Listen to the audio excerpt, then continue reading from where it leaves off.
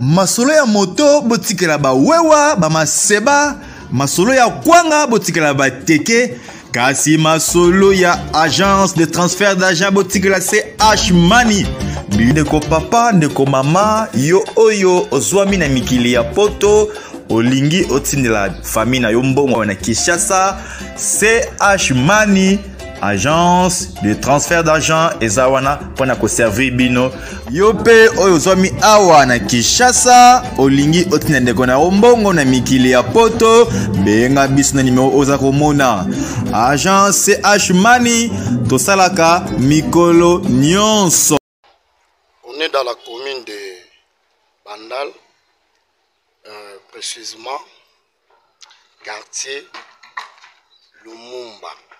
Précisément quartier Lumumba, sur l'avenue Mwabi. L'avenue que vous voyez, c'est l'avenue Mwabi.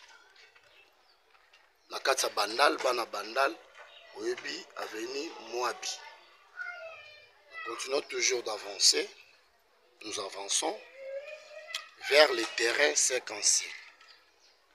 Précisément toujours dans les quartiers Lumumba. Nous avançons vers les terrains 5 anciens. Nous avançons vers les terrains 5 anciens. Banaya Poto, Banaya monde entier. Nous avons venu Nabino. Sandra Fanchon 3 étoiles, maman Isaac Diogo. On est toujours dans l'avenue Mwabi. Mais il y a encore des sauts d'axe dans l'avenue et puis croisé de l'avenue Brabata. Brabata. Dans l'avenue Brabata. Dans le quartier Lumumba. Dans le quartier Lumumba. Vers l'école 5 anciens. Nous avançons vers l'avenue direction Maman Colonel et nous avançons aussi vers les terrains 5 anciens.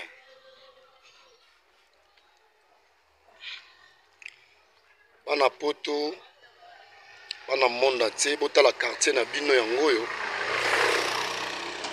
On est école à 5 anciens, devant les collèges 5 anciens. Et puis le derrière, c'est le terrain 5 anciens. Toujours dans la commune de Bandal, quartier Mumba, côté de Molar. Nous avançons toujours vers le terrain 5 anciens. Nous avançons toujours. Talaba ninga batonga ya bango déjà. Apango bana poto. Bino botika laka kuna tovandi. Baninga ba kotonga kai. Mabele pour kati. Titi Mofuta. T3. Nous avançons toujours vers le terrain 5 anciens. Nous avançons vers le terrain 5 anciens. Toujours dans le quartier Lumumba, à côté de Maman Colonel, dans la commune de Bandal. Nous avançons vers le terrain 5 anciens. Wabisona toujours tambola bana tout ya Bandal bana poto bana monde entier. Toujours kenesko na terrain 5 anciens et puis Torobimati côté Maman Colonel vers l'avenue Kimbondo. Donc là nous avançons toujours. Les dons s'allongent vers les terrains 5 anciens. Donc là directement, nous avançons vers les terrains 5 anciens. Toujours dans Katsa Bandal, dans les quartiers Lumumba, à côté de Maman Colonel. Là nous sommes déjà près des terrains 5 anciens. Là nous sommes près des terrains 5 anciens. Andeskan de mwebeta marabana poto bana monde entier. Iska mwebeta marande awa. Bana tout ya pa bandalo bana poto. Bozomona. Partout vous allez, terrain 5 anciens ngoyo. Et nous continuons toujours d'avancer vers l'avenue du côté de Maman Colonel. Nous avançons. Continuons toujours à avancer. Nous avançons toujours vers les directions Maman Colonel. Bana poto, bana mondaté. Nous avançons. Vicky Lastar, Vicky Bolumbu. Nous avançons toujours. Et puis nous débutons aussi les avenues Kinjonzi. L'avenue Kinjonzi. Toujours dans la commune de Bandal, précisément dans le quartier Lumumba. À côté des Maman Colonel et à côté aussi des marchés Mollard. Nous avançons. On est à Monaté, Maman Pasteur à Deloniang en Londres. On a dit que vous avez des missions. Tous s'abonner, on est toujours là, nous avançons. On est à Poto, Botala Baningam Sou Bazotonga, on est à Poto, Baningam Sou Bazotonga, Bazotonga, Bisoto Vandi Kaka, Tozotonga Té. Tu es héritage, j'ai ma belle pour la rater. Nous avons. On est toujours là. On est toujours dans la commune de Bandalungwa, précisément dans le quartier Lumumba, sur l'avenue Bukaka. Donc là, nous sommes déjà sur l'avenue Bukaka. Donc on a toujours mon engambo na banque du sang. Nous demandé on toujours bana Bukaka ba ebi bana poto. Ba ebi ke ba ango ezali bana poto bokinda tala baninga ninga bazotonga. Bino kuna bovanda, misubana ba Chubek bovandi. Mais boy bana mboka wayo. Donc nous sommes là toujours sur l'avenue Bukaka, dans le quartier Lumumba et puis dans la commune de Bandalungwa. Donc nous sommes toujours là. Dans l'avenue Banka quoi, il y a Mboka, Ndega Balobaka. Donc tout ça déjà. Et pourquoi pas Henri Kitata Komeso et pourquoi pas Ilunga de Berbi, Lido Lidovic de Switzerland, Rita Mingi. Sandra Fashion 3 étoiles, maman Isaac Tchogo. Maman Christiana Labelle. Donc là nous voyons directement Joël Etin et puis avenue Joël Etin et puis l'avenue Kimbondo directement là. Toujours dans la commune de Bandalungwa. Là nous voyons directement les Joël Etin et puis sous les Nzete, sous les Patapata. Donc on est toujours là. Nous marchons. Donc nous marchons toujours là, c'est la capitale. On est toujours là, nous voyons directement l'école Joël Etin. Et nous continuons toujours la route. Là nous sommes déjà sur l'avenue Kimbondo. Donc nous sommes sur l'avenue Kimbondo. S'abonner, partager, contacter notre numéro. C'est plus 243 089 18 65 355. Là, tous ceux qui t'asco avenue Kimbondo, donc vers Ndako Mobutu, les Balobaka vers Ndako Mobutu. Donc on est toujours là. Tobo sanité, et ne pas oublier pourquoi pas à Rita Omba Obama Couturière. On est toujours là. Et à Patrick Biti, Patrick Tibi, on est toujours là. Et pourquoi pas à Rita Mbala de Paris. Donc on est toujours là. Moi, tout ce monde en a Mobutu. Autant Bolasco vers avenue Kimbondo. Vers avenue Kimbondo. On est toujours dans les communes de Bandalungwa, dans les quartiers Lumumba. Dans les quartiers Lumumba. Wananda Mobutu, Yangwana Tumuninda Mobutu. Donc,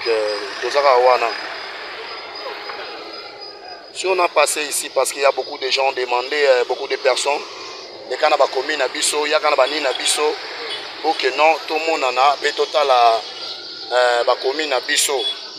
Donc, il y a un moment vraiment, nous sommes passés dans les communes demandées. Donc, parce qu'on a déjà demandé avec plusieurs personnes. On est toujours là, Piché Dendo, Tumba Tumba, Kata Kata, toujours dans les communes de Bandalungwa, sur l'avenue Kimbondo.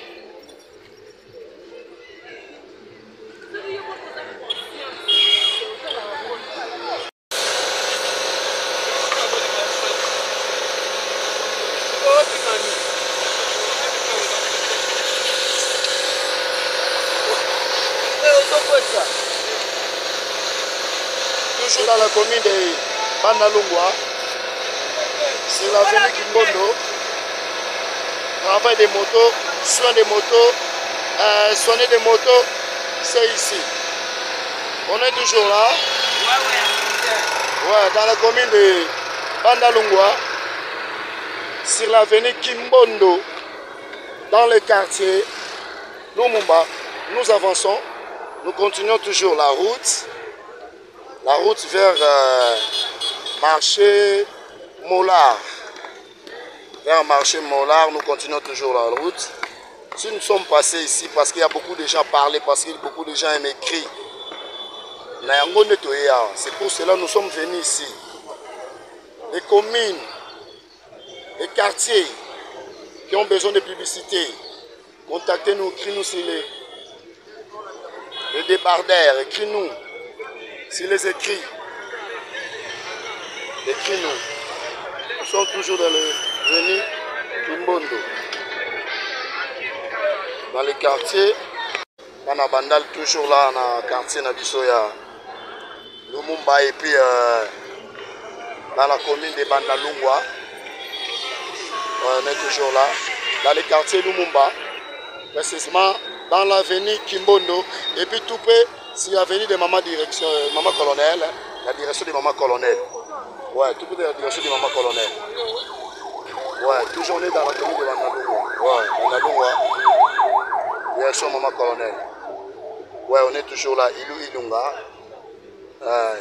Ilunga de Berbi. Ouais, ingénieur à moi, salut à vous. Merci, on est toujours là dans la commune de Bandal, dans les quartiers Lumumba, sur l'avenue Kimbondo. Et puis tout près de la direction Maman Colonel. Là c'est Maman Colonel. Là-bas c'est Maman Colonel. Oui, c'est Maman Colonel.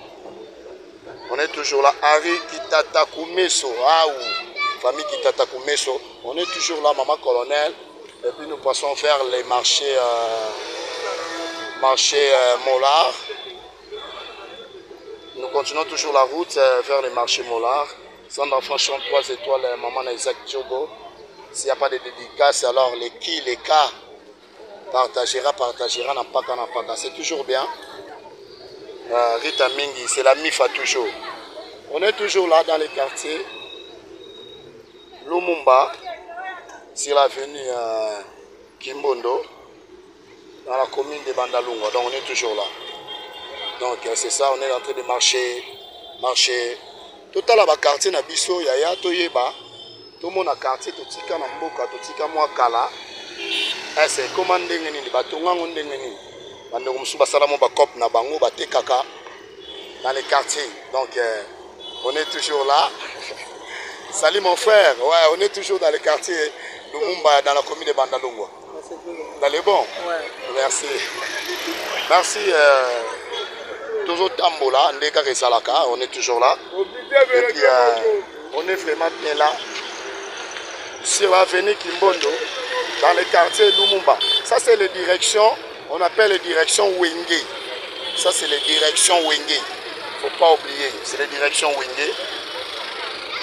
Beaucoup de directions, mais il y a des directions avec des griffes, il y a des directions avec les stratégies. Ça, c'est les directions Wenge. Dans les quartiers Lumumba, dans la commune de Bandalungwa. Sur les directions Wenge. Direction Bimisa Wenge Pesa Makambo. Avenue Wenge Zanango, du Bambo Mame. Direction Pesa Wenge Makambo, Bafere Babima. Outane Koto. Kitoko. Nous sommes sur l'avenue Mapezo. Toujours dans la commune de Bandal. Dans le quartier Lumumba. Toujours dans le quartier Lumumba. Et puis dans la commune de Bandal. Dans l'avenue Mapezo. On est toujours là, bana poto bota la baninga batinda bambongo na bango, bakoma osala ba cop, balukaka, baninga pe bazotonga bana poto. Toya rapeto tonga, c'est mon idéologie. Idéologie on ndenge zali belé bakenda, baya basala ba cop na bango. Donc là tozo so abiso mutu ne longité, tozo ka ba épice ba ndenge zalaka. mais baninga mosusu mpe basala batombola na yo kenano na poto kuna ovanda na yo baninga mpe baotonga. Donc c'est mon idéologie, toujours idéologie. On est toujours dans la commune de Bandal. Ndeko na nga wana tozomona mama na biso asala cop na ye, mama na biso boyebi ye, mama ya bana toleka pe liboso na ye. Mingi bokenda na bino poto bobosana mboka. Nous sommes dans quel avenir? C'est l'avenir Mapeso, dans la commune de Bandal, et puis précisément dans les quartiers Lumumba. Et ça, c'est l'idéologie, donc mon idéologie. Ndeka na ebisaka bino suka leko mamungu atetinjeza melango na lipa opesimbo azwimbo pa boya to bichi bishiri kadi kadima bana poto ndeka ezalaka selon masola. C'est mon stratégie, c'est mon idéologie. Bandeko musupe batinda bamongo pa bandeko na bango basala cop batekaka ba misupe baotonga ba palais yo vandaka na poto osala na loroté to pesaka maele. On est toujours là, Lido Lidovic, Nakata Switzerland. On est toujours là, toujours dans la commune de Bandalungwa, dans les quartiers Lumumba, marché Molar. Tous autant Molara idéologie, Masola Souka, les comme Mamunga, Teba Mama Kunape, Bago Salara Bapondu, Makemba Pezali, Kotokunape Babuaki Tombola, Bago Teke la Bana, Dango Pe Kata Kata Kata Zali. On est toujours là. Toujours dans les quartiers de Lumumba, dans la commune de Bandal, Wenze, Yango est toujours de loger à Massananga Chanjarambongo, Azawa, Batubokenda, Potobotika, Bissona Kini, na Congo de loger, Tosara Ana Congo Bololo, Otala Rabaninga, Basala Rakop, Bino Bosala Ranin, est au Salamo le boutique, au Salamo Ligablo, est au bois Ramon au coton, la famille Basalaka. Ouais, c'est mon idéologie, qu'on appelle maman Baoteka Batombola, Toos, on a biso batouté, et ça a idéologie Nanga. Babi Ilou Ilunga de Berly, Lidovic Nakata Switzerland, Balobi Rita Mingi, tout ça on a vraiment appena chez mère Nabiso, appena pas maman. Toujours là, tout ça Nabiso na commune à Bandal, Boso Monara wana pas mère Nabiso, c'est tout et sur moi Kouisi moi Nintoleki, Boso Monara commune à Bandal, Yango wana, tout ça les Canabiso, Rita Mingi, Sandra Fashion 3 étoiles à Paris, on est toujours là, on a Nabiso. Vraiment bokena na mino poto bobosana koto bazotonga misu basala ba cop na bango misu balukaka na bango. Donc c'est mon idéologie bato bazotuna idéologie utu wapi eza idéologie ba créateur bato balala na butu balotaka la nuit porte conseil. Ah on a kini bato ba oma koluka na bango soko salité ozala salité baya batekaka ba matesu banini toza toujours na marché Molar artiste touché azoleka na ye kaka ndenge zalaka. Azotambola wana mama nanga Lili Kita couturière moroboé couturière moroboé aibi boulot makasi atongaka vraiment mama nanga Lili atonga makasi nde bomono. On est toujours là dans la commune de Bandal précisément dans quartier Lumumba tozotambola wana mama nanga Lili maison yango yo somo ba filmer boye vraiment maman asolaka bien donc mutambo tina batebi na pota lukaka soma mapango asoma na soza comme asoma pe na cité wana toujours dans la commune de Bandal donc to sawana yo kena na poto ta baninga nde ba otonga donc ça na ba idéologie nanga na yango donc comprendre na kini na Congo bololo to comment créer baninga pe comment tina mbongo ba maman bazoteka bosango na Kishasa ya boteka ata mapapa osala rata nini. Donc ça va idéologie to kenda poto tala masa na ngapena idéologie kuna azotonga da lupangu na me bolia été toko masa ndeni wana idéologie mission na nga azotonga déjà lupangu na me bolia été abanda muke bosana poto bokenda bozotonga te bobosana kini mena na idéologie na nga misu batina mbongo pa bandeko na bango baoteka ba épices baoteka ba bilamba tozo na biso mutute mais to pesaka makambo et ça va idéologie. Toujours dans la commune de Bandalungwa, précisément dans le quartier Lumumba na marché Mola, tozawana idéologie. Mundele pasawana ateka makala na e, azoluka mbongo na e mundele, azoteka makala na e donc on est toujours là. Tozaka wana na isari bino na quartier Lumumba, tozotambola. Mundele ateka makala na e, azoteka donc ba misu bazawana okenda poto bozo créer te. Tala ba maman na papa mundele. Basale loko na bango mbonga muki otindelaki ye mais asali baninga pe bazotonga tozomona na te sali mama oza bien mwana oka na musala na ye donc on est toujours dans les communes de Bandal wana ka makelele wana mbongo baya baoluka donc bobosanaka te ato bimi mboka pe tozali botongaka mwa mabele moko ezalaka kuna mbongo oyo botekaka mwa baépice Kuna Bossalo, maman, belle mon et puis toujours au marché Mollard. Donc on est toujours là, on est passé tous là. Et pourquoi pas Bichi Bichiri, Kadi Kadima. On est toujours là. Ndekana Ibisaribino, quartier Mollard, quartier Lumumba, marché Mollard, Bomoni, tout ça Tambola Sikoyo. Tout côté Siko na bave na biso, sali bavende ni boza bien. Ah, vraiment, venez à Sepeli. On t'amène dans quartier. Salut mon frère. Ouais. Oh, maître, qui m'est allé? Toujours dans le quartier, donc quartier Lumumba, dans la commune de Bandalungwa, à côté du marché Mollard. On est toujours là. Toujours Tambola. On est précisément de quelle avenue? C'est l'avenue Lubaki. Donc, c'est l'avenue Lubaki. Toujours Tambola. Nous sommes à Bandal, dans le quartier Lumumba. Dans le quartier Lumumba. Donc, toujours Tambola. Bonjour, on est toujours là. Banapoto, boy, Bamasolo, Salaka. Salut mon frère, on est toujours là. Dans le quartier Lumumba. Dans la commune de Bandal. Moi, ça m'a tout le monde, babi, courageux. Ils allaient bien, bonjour. Santé non déni. Ouais. Oh, Lukara, Nenga, Lukara, business kara. So, salité aux ala salité. Ouais.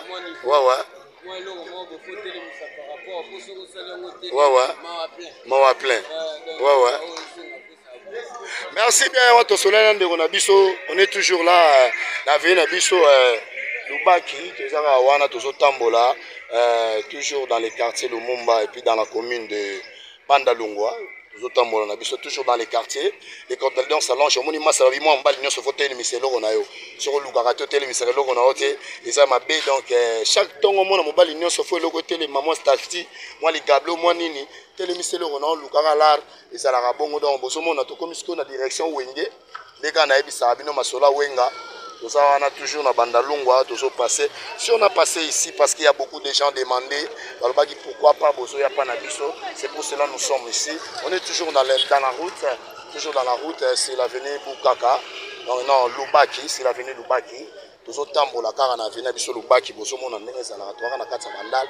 Dès que nous avons toujours dit ma prince, il y a Kimbondo. Donc, c'est l'avenue Kimbondo, donc c'est parce que ma quartier Oyo Baza demandé, Yango Tozoya. Si vous avez besoin, tu as l'avenue Nabino, tu as un quartier Nabino, tu as tout ça là-bas, émission, tous les canaux venus Nabino, contactez-nous, nous serons là-bas et puis Tokoya, Toko les canaux quartier Nabino, Toko le Belabino, ça fera toujours de bien, comme Naïf Sarabino, Alingabino, Mingi, vous allez toujours jamais dessus, donc vous êtes toujours à Bisso, toujours dans la commune de Bandal, dans la commune de Bandal, tout ça dans la commune de Bissonnet, tout ça, tout le monde a venu à Lubaki, et Naïf Sarabino, nous allons continuer, le tout Tamboli, quartier Lumumba, Mobimba, une place, tout ça, tout maman colonel. Maman colonel, tout songi de Souboué.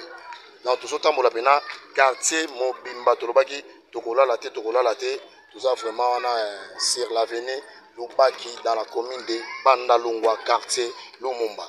Nous avançons toujours là, tout ça dans quartier Nabiso, et pourquoi pas Bichi Bichiri, Akadi Kadima, Titi Mofuta, et Henri Kitata Kumeso, et pourquoi pas Uli Ulunga, on est ensemble, Bibo Saka Wana, Ludovic, on est toujours là. Dédicace Nabiso, vous comprenez, ce sont des gens qui partagent et puis Batsoba et Makaba émission Nabiso, tout ça wana. Vraiment tout ce temps-là, avenue Oezana Batou, Batou Monani, avenue Oezana Batou, pas mon anité. Et pourquoi pas à Sandra Franchon 3 étoiles, maman na Isaac Diogo na Paris na France, maman na Miliana Olinga, Balobi Wumela na yo maman, et pourquoi pas na Julia Makuma pâtisserie. On est toujours là, Paka na Paka Iso famille Iso, il y a eu un Wana. Donc dans la commune de Bandalungwa, quartier Lumumba, précisément avenue Lubaki. Donc nous marchons, nous tambola. Tout ça, on est toujours là. Pourquoi pas Pierre Omba, la couturière. Pourquoi pas Rita Mingi, on est toujours là. Lido Ludovic, Nakata Switzerland. Et pourquoi pas Ritmal à Paris. Nous sommes toujours là dans la commune de Bandalungwa, précisément dans le quartier Lumumba. Et puis sur l'avenue Lubaki. donc tozotambola kaka ndenge ezalaka bana poto bana monde entier bino boza kuna mais oyo lupango ave na ngai kisolekele bozomona etongama bino na poto bomona botala ya Jonathan bongo yoka komba famille na oloba te tala ndako ndenge mata bino banda bovanda na bapoto banda bovanda kuna obosana idéologie mais na bakota koli na kinini baya bazotonga. C'est mon idéologie n'est qu'à s'abonner toujours là pour la décider. Nous sommes toujours dans la commune de Bandalungwa, précisément dans le quartier Lumumba, et puis sur l'avenue Lubaki. Donc nous marchons. Toujours Kendegara, toujours Tambola. Koto tout le monde a battu Bazate, Bisope Tokolobate. Ah, dans la siko Lupang, on a eu Sarabino Square, Lidovic, Yandekonel, Lusantelo, Yangoyo. Et ton maman déjà, est-ce que Bisokuna, Tozotonga, Tozotonga dit. Ah, Tozana venu Bukaka, et Lubaki, na Bandalungwa, on a venu Lubaki, précisément dans l'avenue Lubaki. Et puis nous marchons, on est toujours là. Masolo ya moto, botikela ba wewa, ba maseba, masolo ya kwanga, botikela ba teke. Kasi masolo ya agence de transfert d'argent botikela c'est H-Money. Ndeko papa, ndeko mama, yo oyo ozwami na mikili ya poto, olingi otindela famille na yo mbongo na Kinshasa, c'est H-Money. Agence de transfert d'argent ezawana pona ko servir bino yope oyo zomi awa na Kinshasa olingi otina ndeko na ombongo na mikili ya poto benga biso na numéro oza komona agence H-Money tosalaka mikolo nyonso.